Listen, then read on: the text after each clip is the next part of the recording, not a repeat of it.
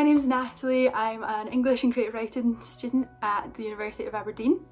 Today I'm going to be discussing what I think are my top 10 tips for looking after your mental health while studying at university. I know from my own experience how stressful and overwhelming university life can be, and there's so much to do in so little time, but I hope that at least a few of these tips resonate with you and you can take them away and use them yourselves. Of course, I'm not a mental health expert. Everything I'm going to talk about today is from my own experience, and what works for me may not work for you, and that's totally okay. You can try stuff out. If it doesn't work, there's always something else that you can try. Also, if you are seriously struggling with your mental health, please do go and speak to your GP or a part of the student support services at university. They are here to help. So with that, let's get started. Tip number 1, 2 and 3. These are all coming together. They're the big 3, we all know them. So let's get them out of the way right now. 1, get enough sleep.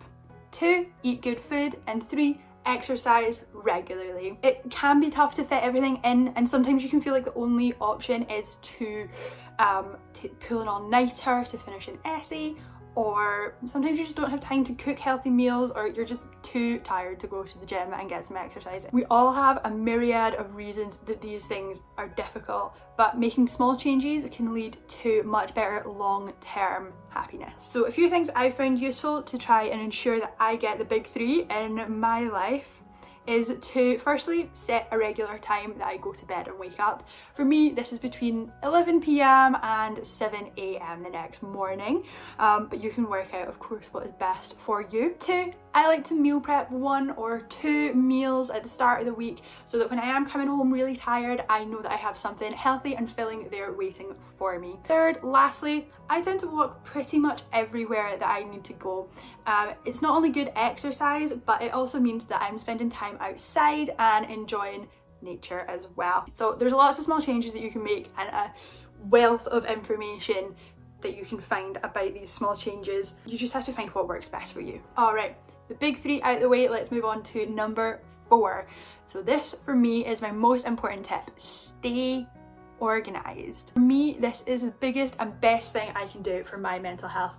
There is so much to do in a week and it can feel overwhelming trying to remember everything.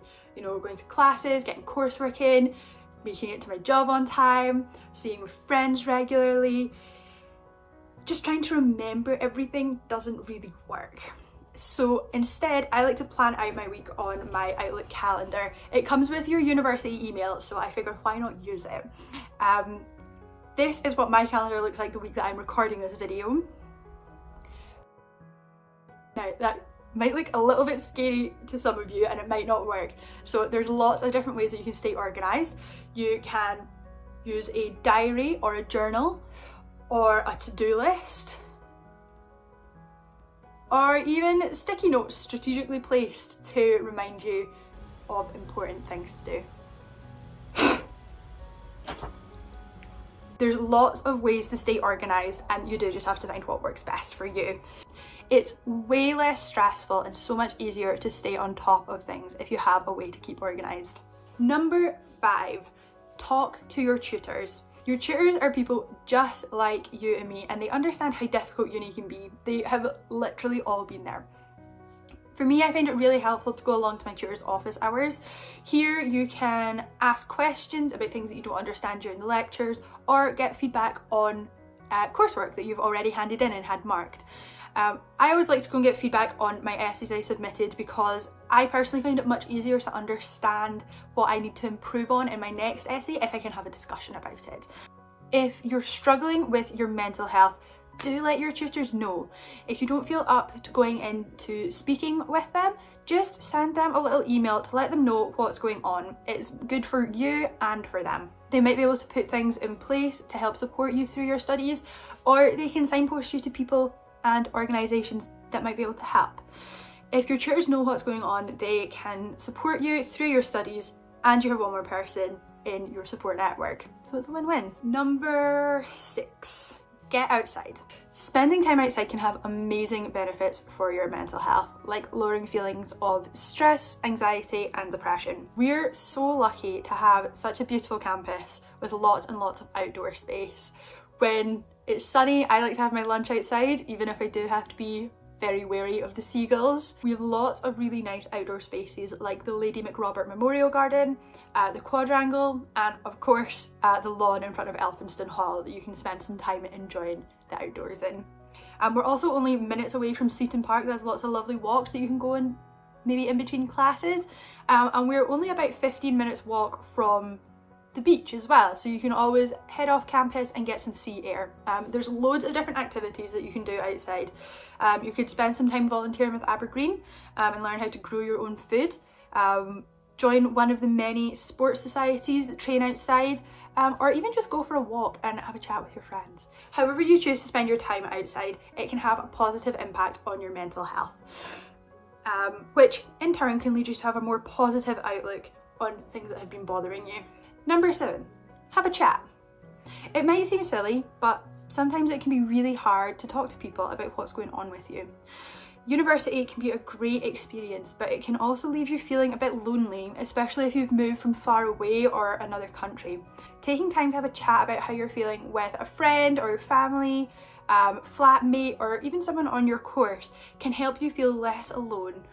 And as they say, a problem shared is a problem halved. Personally, I love having a chat with my flatmates. We share our problems and worries with each other, whether it's something small like an annoying customer at work to the bigger stuff like breakups or homesickness.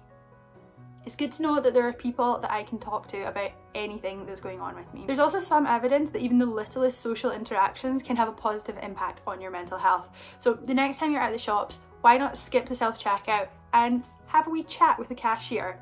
It can help you both feel a little bit better. Number 8, budget. As a student, I know we don't always have the largest amount of money coming in. Even if you're receiving a student loan, bursary, or you're working part-time, it can sometimes feel like you've no clue where your money is going to at the end of the month.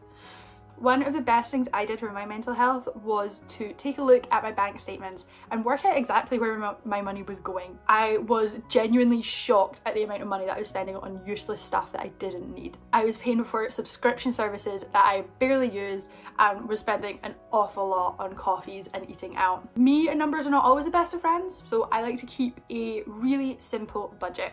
Once I saw where my money was going and what I could stop spending on as well, I worked out how much I needed for my essentials like bills, rent, and for my phone.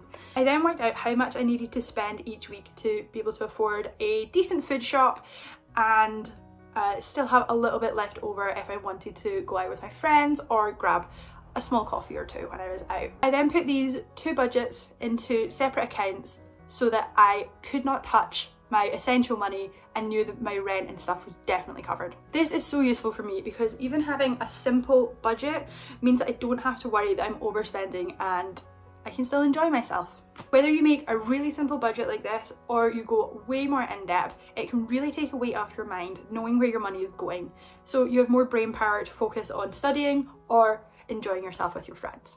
Number 9, find a hobby. University is such a good time for trying out different hobbies and sports, especially as we have so many societies and sports clubs to choose from. No matter what you're interested in, there is something for you, from the art club to show choir to kickboxing and horse riding. And if you can't find something that you enjoy, you can always create your own society. Spending time doing something that you love that doesn't involve studying is so important for your mental health. It gives you some time to relax and recuperate. You can meet lots of really nice people and make new friends if you decide to join a society or sports club. It's a great way to get your mind off anything that's bothering you, and you never know, having a little break might lead you to figuring out that problem. Personally, I like to spend my free time drawing, writing, watching a little bit of Netflix, but I always head out to Concert Band every week so that I can play some cool music and spend some time with like-minded people as well. So there is something for everyone. And last but not least, number 10, get support. If everything is feeling really overwhelming and you don't know where to start, or you feel like your mental health is really deteriorating, all you have to do is reach out. There's tons of support that the university offers. If you need to have a chat, you can speak to the chaplains at the multi-faith chaplaincy.